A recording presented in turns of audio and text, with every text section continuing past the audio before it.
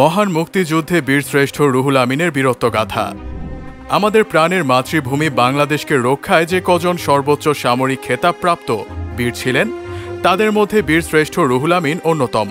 তিনি এদেশের 7 শ্রেষ্ঠ বীরের একজন, যিনি নিজের প্রাণকে উৎসর্গ করেছিলেন মাতৃভূমির জন্য। অসীম সাহসী এই বীরের প্রতি আমাদের বিনম্র শ্রদ্ধা।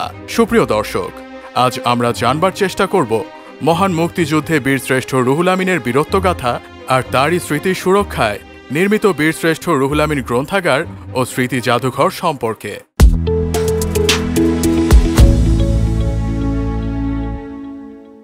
নোয়াখালীর ছোট নিভৃত অথচ নয়নাভিরাম একটি গ্রাম বাগপাছড়া। এই গ্রামেরই এক সচ্ছল গৃহস্থ পরিবারে 1935 সালের জুন মাসের কোনো এক বর্ষণমুখর রাতে জন্মগ্রহণ করেছিলেন সূর্য সন্তান রুহুল আমিন। পিতা মোহাম্মদ আজাহার পাটোয়ারি, মাতা জুলেখা খাতুন। ছোটবেলায় তার পড়াশোনা শুরু হয় পাড়ার মক্তবে। এরপর বাগপাছড়া প্রাইমারি শেষ করে ভর্তি হন আমিশাপাড়া হাই স্কুলে। এই সময় তার পরিবারে আর্থিক অসচ্ছলতা নেমে আসে। জীবিকার প্রয়োজনে রুহুল আমিন ম্যাট্রিকুলেশন পাশ করে 1953 সালে নৌবাহিনীতে জুনিয়র মেকানিক্যাল ইঞ্জিনিয়ার হিসেবে যোগদান করেন।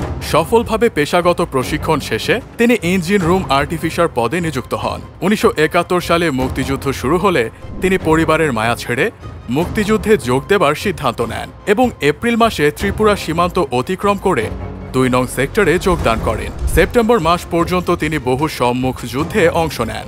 সেপ্টেম্বর 1971-এ বাংলাদেশ নৌবাহিনী গঠনের উদ্দেশ্যে সকল সেক্টর থেকে প্রাক্তন নৌসেনাদের আগরতলায় সংগঠিত করে নৌবাহিনীর প্রাথমিক কাঠামো গঠন করা হয়। পরে তাদের কলকাতায় আনা হয়, সেখানে সবার সাথে রুহুল আমিনও ছিলেন। রুহুল আমিন নিয়োগ পান পলাশের ইঞ্জিন রুম আর্টিফিশার হিসেবে।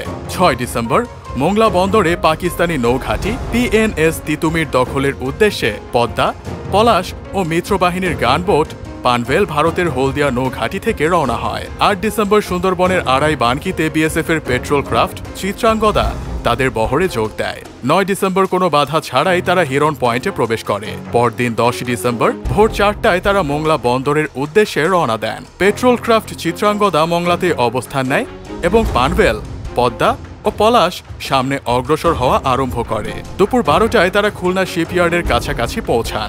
এমন সময় তাদের অনেক ওপরে 3টি জঙ্গি বিমান দেখা যায়। পদ্মা, পলাশ থেকে বিমানের ওপর বর্ষণ করার অনুমতি চাইলে বহরের কমান্ডার বিমানগুলো ভারতীয় বলে জানান, কিন্তু অপ্রত্যাশিতভাবে বিমানগুলো পদ্মা ও পলাশের ওপর বর্ষণ শুরু করে। পলাশের কমান্ডার সবাইকে গানবোট ত্যাগ করার নির্দেশ দেন, কিন্তু রুহুল আমিন পলাশেই অবস্থান নেন এবং আপ্রাণ চেষ্টা চালান গানবোটকে সচল রাখতে।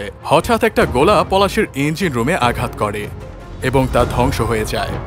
শেষ মুহূর্তে রুহুল আমিন নদীতে লাফিয়ে পড়েন এবং আহত অবস্থায় কোনো ক্রমে পাড়ে উঠতে সক্ষম হন। দুর্ভাগ্যক্রমে পাড়ে অবস্থানরত পাকিস্তানি সেনা ও রাজাকাররা তাকে নির্মমভাবে অত্যাচার করে। বর্তমান সোনাইমুড়ি উপজেলার দেউটি ইউনিয়নের গ্রামে বীরশ্রেষ্ঠ রুহুল আমিনের পৈতৃক ভূমিতে 2008 সালের 20 জুলাই নির্মাণ করা হয় বীরশ্রেষ্ঠ রুহুল আমিন গ্রন্থাগার ও স্মৃতি জাদুঘর। এখন এ গ্রামের নাম বীরশ্রেষ্ঠ রুহুল আমিনের নামানুসারে রুহুল আমিন নগর। বীরশ্রেষ্ঠ রুহুল আমিন গ্রন্থাগার ও স্মৃতি জাদুঘর নোয়াখালী জেলার অন্যতম দর্শনীয় স্থান। জাদুঘরটিতে রয়েছে আধুনিক সকল সুযোগ সুবিধা, রয়েছে সমৃদ্ধ লাইব্রেরি, অভ্যর্থনা কক্ষ ও অফিস। দেশমাতার অকুতভয় বীর, তোমায় লাল সালাম।